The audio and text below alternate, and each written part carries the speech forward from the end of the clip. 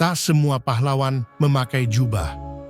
Beberapa bahkan tak bisa melihat dunia yang mereka perjuangkan. Ini bukan cerita fiksi. Ini adalah kisah nyata tentang seorang pria tunanetra yang mengubah nasib desa kecil dengan suara, semangat, dan harapan. Di sebuah desa terpencil di Jawa Tengah, jauh dari riuh kota dan jauh pula dari kemudahan hidup, lahirlah seorang anak laki-laki bernama Raji. Ia tumbuh dalam keluarga sederhana. Ayahnya seorang petani penggarap ladang milik orang. Ibunya buta huruf. Tapi mereka punya satu kekayaan yang tak tergantikan, kasih sayang. Setiap hari, Raji membantu ayahnya di sawah. Pulang sore dengan kaki penuh lumpur, tapi hati penuh harapan.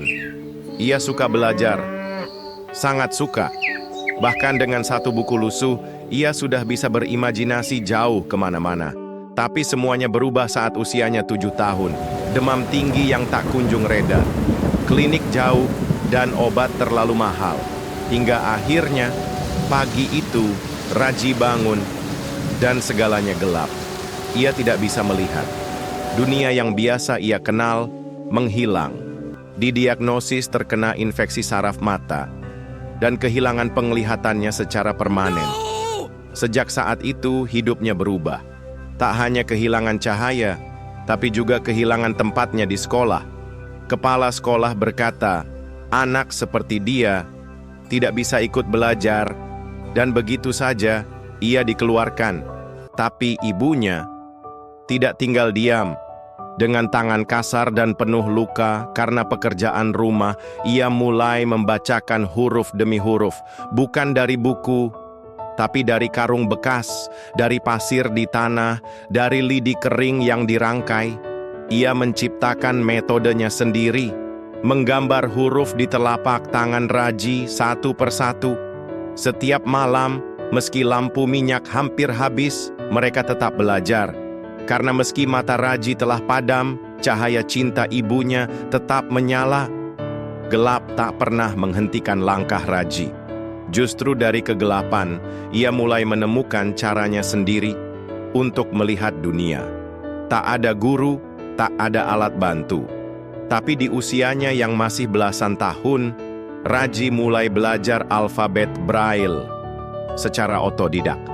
Ia menyentuh lembaran kertas yang dilubangi dengan paku, meraba titik demi titik, hingga akhirnya bisa membaca dengan ujung jarinya. Di usia 15 tahun, Raji melakukan sesuatu yang bahkan orang dewasa pun tak sanggup bayangkan. Ia merakit sebuah radio dari barang bekas, kabel dari kipas rusak, baterai bekas senter, dan speaker dari mainan yang dibuang. Radio kecil itu menjadi jendelanya ke dunia.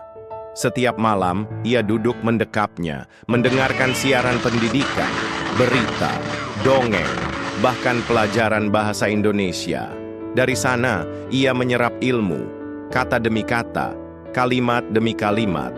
Semuanya ia simpan di kepalanya yang tajam dan hatinya yang tak pernah menyerah.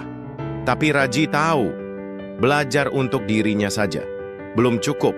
Di kampungnya masih banyak anak-anak yang tidak bisa sekolah, tak punya uang, tak punya akses, tak punya siapa-siapa. Maka diam-diam Raji mulai mengajar di halaman rumah, di bawah pohon beringin tua, dengan papan tulis dari triplek bekas, dengan kapur hasil minta ke warung sebelah. Anak-anak mulai datang, 1, 2, lalu 5, 10. Mereka duduk bersila di tanah, mendengarkan Raji menjelaskan hanya dengan suara dan perasaan. Ia tak bisa melihat wajah murid-muridnya, tapi ia tahu mereka tersenyum. Karena di tengah keterbatasan, Raji menghadirkan sesuatu yang sangat langka, harapan.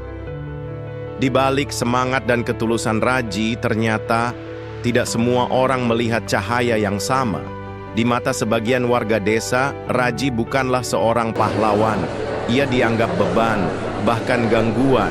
Ngapain ngajarin anak orang, dia sendiri buta? Gila tuh orang, mau terkenal kali. Pura-pura pintar, tapi nggak pernah sekolah tinggi.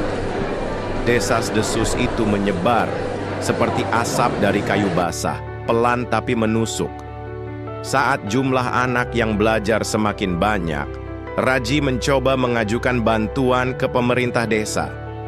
Bukan untuk dirinya, tapi agar anak-anak itu bisa punya atap untuk belajar, papan tulis yang layak, atau bangku sederhana. Tapi jawabannya pedih. Maaf, Pak Raji tidak punya ijazah. Tidak bisa dianggap sebagai tenaga pendidik resmi. Seolah pengabdian tanpa gelar itu tak ada artinya.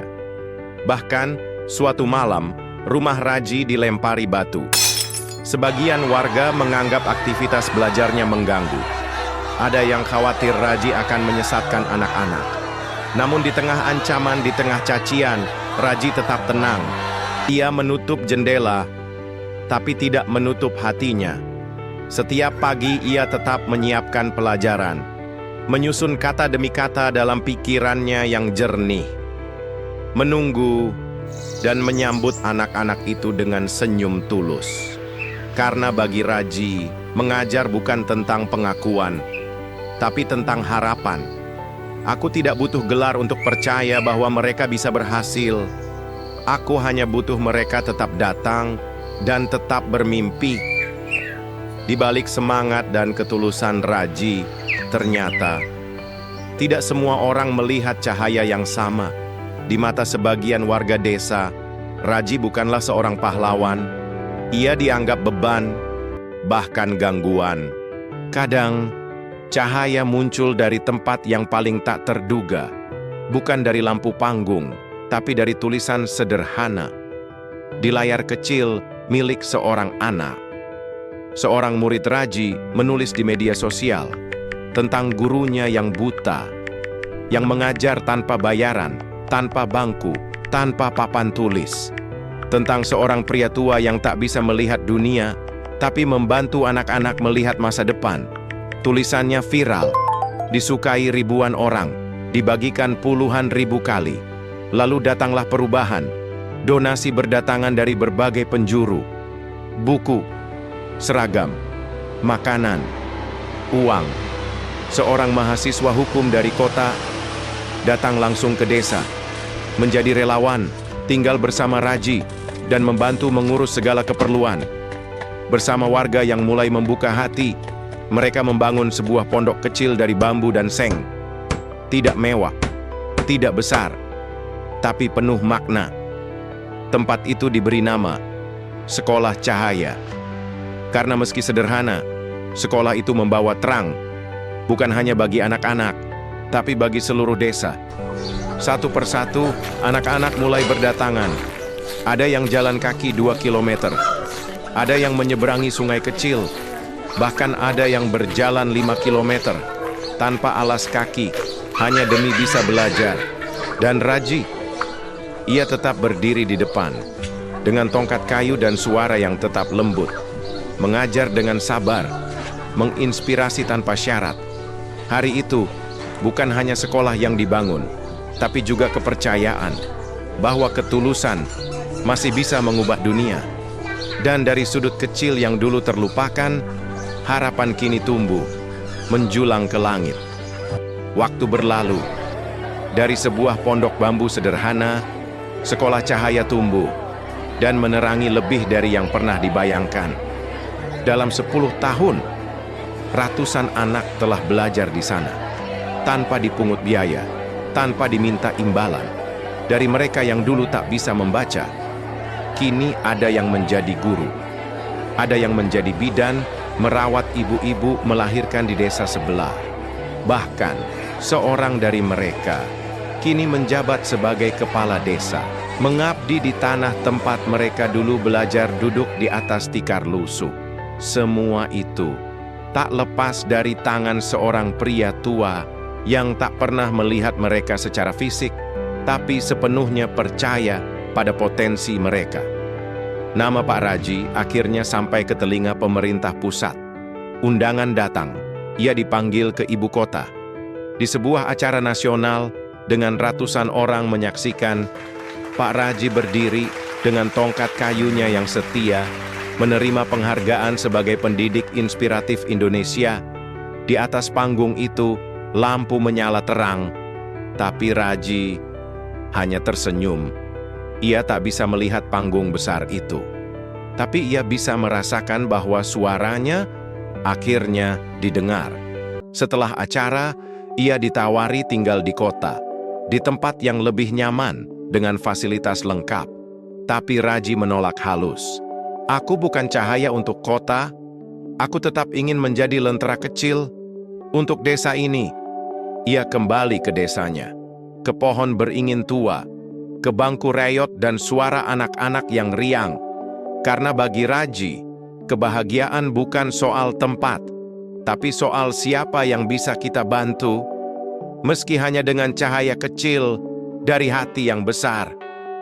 Tak semua pahlawan memakai seragam, tak semua guru berdiri di ruang kelas mewah, dan tak semua cahaya berasal dari lampu terang. Ada yang datang dari jiwa yang tak pernah padam. Seperti Raji, seorang pria yang kehilangan penglihatannya, tapi justru melihat lebih banyak daripada kebanyakan dari kita. Ia melihat potensi, ia melihat harapan, ia melihat masa depan di wajah anak-anak desa yang dulu dianggap tidak punya peluang.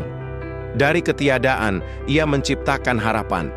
Dari keterbatasan, ia membangun jalan, bukan dengan harta, bukan dengan gelar, tapi dengan keyakinan bahwa setiap anak berhak belajar, berhak bermimpi, dan berhak berhasil.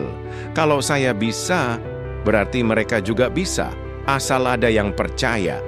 Kini, sekolah cahaya bukan lagi sekadar tempat belajar. Ia adalah simbol bahwa perubahan tidak harus menunggu besar, cukup dimulai dari satu langkah kecil yang terus dinyalakan dengan cinta. Dan dari sebuah desa kecil di Jawa Tengah, suara Raji kini telah sampai ke seluruh negeri, mengingatkan kita semua bahwa dalam dunia yang sibuk mengejar prestasi, masih ada orang-orang yang tulus berbagi tanpa pamrih. Dan mungkin di antara kita ada satu Raji yang sedang menunggu waktunya bersinar. Karena satu cahaya kecil bisa menyalakan ribuan mimpi. Namanya mungkin tak tercetak di buku pelajaran, wajahnya tak dikenal di layar televisi, tapi dari sebuah desa terpencil, ia telah mengubah hidup ratusan anak. Dengan satu hal yang tak pernah padam, keyakinan dan kasih yang tak bersyarat. Ia tidak bisa melihat cahaya, tapi ia menjadi cahaya bagi banyak jiwa. Pak Raji, seorang guru tanpa penglihatan yang melihat lebih jauh daripada siapapun. Karena satu cahaya kecil bisa menyalakan ribuan mimpi.